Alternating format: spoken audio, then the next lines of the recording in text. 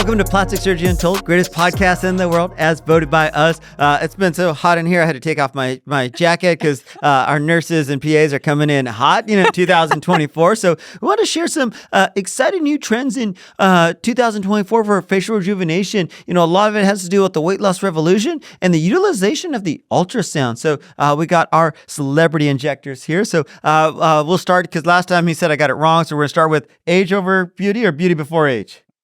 Age, I think. Okay. Yeah. Well, go ahead, Mr. Age. No, thanks for having me back. It's been a while since I've been on a podcast, except for the last episode that except for 5 minutes ago. that we just recorded. But no, I'm super excited about 2024 and everything that lays ahead. Nurse A? I was waiting to see which one of them answered. Sarah will be as always Nurse A. I'm Sarah, one of the nurse injectors here in Austin. I'm so excited for the new year. Just continuing to create those customized treatment plans for our patients, really focusing on your goals and using all of these new technologies such as ultrasound. So it's going to be a great year. Jenna? Absolutely. I also am extremely excited for what 2024 has to bring. I've learned so much over the past year from our amazing team of leaders. And so I'm just really excited to see how that continues to advance with the new treatments we have to offer. Let's just jump right into it. So let's start off with the ultrasound, because I think safety has always been something that's paramount to us and our patients. Obviously, we want to be super aggressive, we want to be super thoughtful, but also super safe for our patients. And so, Gilbert, I know that you spent most of 2023 traveling the world, backpacking, hiking, climbing mountains to find the greatest in ultrasound techniques and challenges. So tell us a little bit about how you see ultrasound changing the world of injectables in 2024, because I think it is going to be huge. And little side note, I think we're going to be hosting a ultrasound training at the Texas Society of Plastic Surgeons. No promises yet, but we're close. Yeah. I know you were joking, but in all honesty, yes, I did travel abroad to go study with some leaders in ultrasound for facial aesthetics. I went to the Netherlands to go study under the essentially godparents of ultrasound and facial aesthetics, Dr. Leonie Schelke, Dr. Peter Veldhuis, Dr. Tom DeCates. And then I spent some time in Liverpool in the UK with Dr. MJ Rowland, who's also just a superstar when it comes to ultrasound. I attended a conference in Boston at the end of the year this past year with some other really amazing providers, Dr. Gretchen Freeling. And I've just really done like this deep dive into ultrasound in the last year and a half or so. And initially it was just very self-serving for me, I thought, because I wanted to make sure that if anything ever happened with any one of my patients, I would be able to, address any kind of potential complication. But it's just grown so much from that. And really ultrasound is just, the beginning of so many amazing opportunities in facial aesthetics. But give us a 2 or 3 really kind of highlight cliff points of those visits. Like what difference is it going to make for patients? I get decreasing that, but what are you doing and how's it truly benefiting them? So ultrasound essentially is just a way of information gathering, right? And so what we're doing is we're trying to assess what depth we're in the tissue so that we can place if we're talking about like facial revolumization, where we can place our filler in the best position to give the best results. From a safety standpoint, we can do what's called vascular mapping, which is where we look at the tissue area that we're going to be injecting and identify where the blood vessels are, because we want to make sure that we avoid those when we're doing our injections. So trying to keep our patients as safe as possible to minimize any potential risk for complication. And then nurses, I know that you guys have also used the ultrasound to evaluate people who want filler maybe dissolve, seeing if there's some there, being super precise about that. Can you talk a little bit about that? Yeah, I think that's actually gotten a lot more popular in the recent years. People are realizing that they can do that if maybe they have some filler in places where they don't love it. Sometimes we find that it lasts much longer than they think. So having the ultrasound as a tool where we can really assess and evaluate, especially if we weren't the ones to place the filler, where it might be, so that you can really strategically use that dissolver to get rid of it and then possibly refill in a more appropriate area. I think, sorry, not to jump in, but I think in the past, the philosophy was we would just flood the area where the filler was at, right? With the dissolver. And we have also started to identify that sometimes the enzyme hyaluronidase that we use to dissolve filler doesn't necessarily penetrate the filler gel as well as we thought it would just by association of being around it. And so being able to visualize those deposits of HA filler and being able to guide our needle into those deposits makes it so much better, so much more effective, and in the end just gives us better outcomes. Go ahead. Yeah, I actually got to attend one of Gilbert's ultrasound courses, which was extremely helpful. And being able to dissolve filler under the guidance of ultrasound has been huge, because a lot of times patients come in, they know which area they treated, but they have no idea what technique was used or what product, things like that, what depth. And so being able to actually visualize it and know that you have a starting point, you have your photograph of where that filler is at, and you can follow up with them to ensure that you're giving them the best result overall.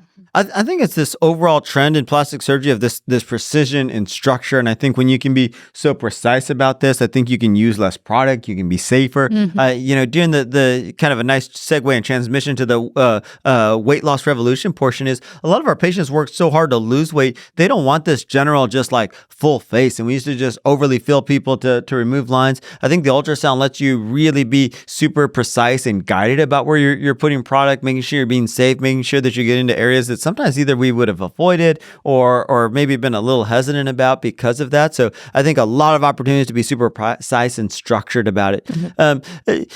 Jenna, why don't you kick us off a little bit? How has the weight loss revolution changed how you treat patients looking for some structural support or trying to overall evaluation of facial aesthetics in patients losing weight? So I think in general, when we have weight loss, we start to notice changes in our skin in regards to skin laxity, things of that nature, and changes that we typically would see later on in life are happening sooner with patients. And so what I've really gotten into a lot over the past year are the bio-stimulatory treatments to stimulate the collagen and elastin production via sculpture, hyperdilute radius, things like that, to help prepare them throughout the weight loss journey. And this starts as young as patients in their 20s. That's when we start to lose some of that collagen supply. So being able to really create that customized treatment plan for them and prevent the issues before they occur. And then it helps them along that journey overall. And you can really focus on accentuating the features that they love, but helping prevent the problems that we don't necessarily want to happen. Because sir, we've done and been personal for you and I, because we've been on this weight loss journey stuff. We've gone away from terms like saying we're going to fill the face back up. We're going to do this because most of us who were on this weight loss journey had faces that were really round, really full. I don't necessarily want to be there, but I also want to look, chiseled and handsome and structured. And so changed a little bit of some of our approach. I think some of that has been a natural evolution of avoiding overfilling people, but some of it's been even more specific to the weight loss patients. Yeah, absolutely. You read my mind. That's what I was going to touch on as well.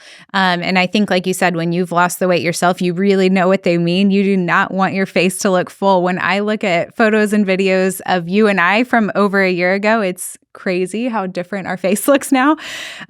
So I think just the goals of the patient and the provider have changed a lot, when we consider the weight loss revolution. I think being strategic, being able to use less products because we do these combination treatments, just being real strategic about, like you said, we can contour, we can sometimes do some strategic lifting or, improve what you are seeing with everything descending from the weight loss. Your fat pads, we're losing structure, we're losing support.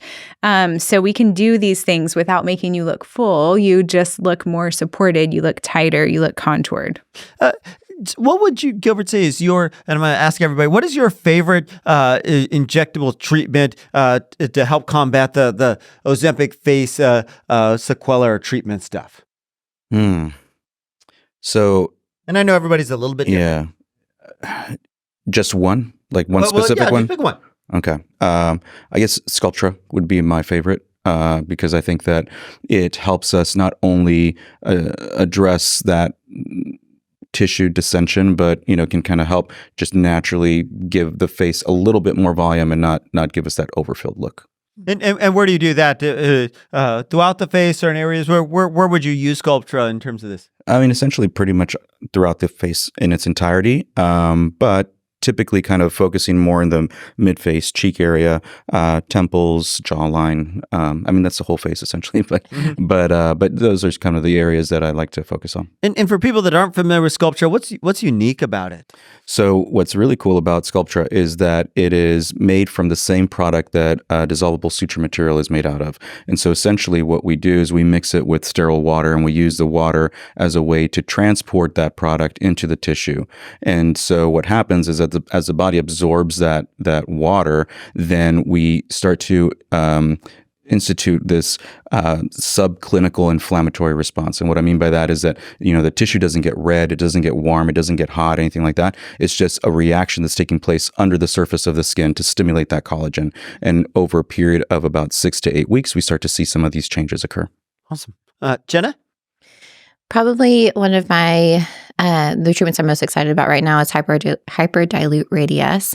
And the reason for that is it's very customizable to the patient. So hyperdilute means we dilute the treatment. So we can really customize the viscosity of it to stimulate more, if it's more skin tightening, or if there are like hollows in the cheeks that you want to build a little bit of that support and volume back into. And I've just seen some really phenomenal results with our patients to help with the overall structural support. Because both of these are in this kind of biostimulant category stuff that, help and restore collagen, restore some soft but settled structured support stuff. And then both of these, correct me if I'm wrong, are things that you guys typically use in some of your combination treatments with either RF microneedling, soft wave, other kind of skin tightening treatments. And that's why I asked just one treatment. Yeah. Sarah? Well, since y'all took both of the biostimulants, which is usually one of my favorites for Weight Loss Revolution, but I talk about those kind of like your fertilizer, right? So we're really making your tissue. Like shitting on the face? No, but fertilizer as far as stimulating that growth of collagen, right? So we need to make the tissue healthy again. We're going to thicken it back up. You're going to improve, the overall appearance. But then, since we've already talked about that, I would say my next favorite injectable is any of the fillers that we use for a liquid facelift. So, and typically that's going to mean we might do some support in the cheekbone area to help lift the face. Even I like to treat the face as a whole, right? So we're talking about multiple areas.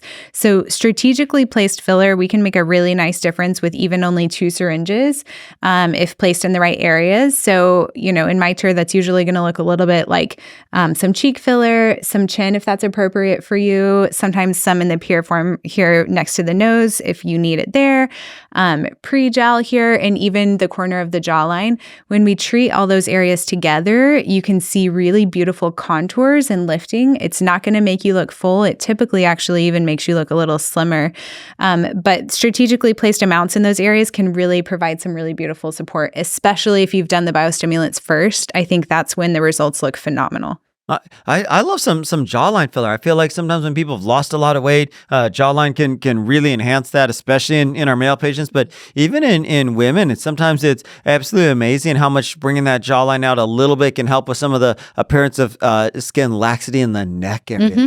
I think so cool. I also think you're going to see more and more of, I know we're talking about face, but you're going to see a lot of these products used in the lower body as well. So, topic for another day. What other kind of last nuggets would you want to leave our listeners with in terms of facial aesthetics for 2024, stuff to look forward to, especially if you're kind of on your fit and fabulous journey? Well, if I can kind of piggyback on the ultrasound component of our podcast today, I think it's something to really think about is, ultrasound and facial aesthetics we're just at the precipice of it. We're just at the beginning of, everything that's going to kind of move forward in facial aesthetics because of it. And the way I like to think of it is, never in the history of facial aesthetics have we ever had the ability to look under the surface of the skin like we do now. And so it's basically kind of given us Superman's X-ray vision to kind of see where, we can place the product more precisely and more safely for better outcomes. I love that. I think, the fact that technology has made stuff so much more accessible has been phenomenal. Nurse? I can go first. I think what I'm super excited about is just, and y'all will hear this from us a lot, but treating the face as a whole. You may come in asking for jawline or chin or lips, and we're going to, spend some time doing an assessment, like Gilbert said, and talking about anatomy and why, before we treat a certain area, we might need to support a different area. And we're treating, and even when we're talking about neurotoxin too. So treating the face as a whole is going to actually give you a more natural result, so that we are paying attention to, placing a product in a certain area is going to affect the entire face, So just excited about what we can do in that area. Yeah. I'm really excited about the kind of shift of focus that we've had in the structural support when it comes to injectables. I think it just really helps prepare the patients overall. We're not just accentuating features that they love, we're also preparing them to just continue to mature really gracefully throughout time and making sure that we're preventing some of those issues. And that, of course, comes in combination with other skincare routines. But being able to really set them up for the tools for success long term, that's just going to keep them looking great overall. Well, I want to thank all you guys for taking time out of your busy Sundays to join us. I think there's so many exciting things coming in 2024. Love that you guys are thought leaders in that area. So super excited. So Plastic Surgery Untold, greatest podcast in the world, as voted by us. You can get us anywhere you get your favorite podcast, iTunes, Spotify, Pandora. You can also watch us if you want to see Austin's most beautiful man, when Gilberto signs, on YouTube. We'll see you guys soon. Bye. Bye.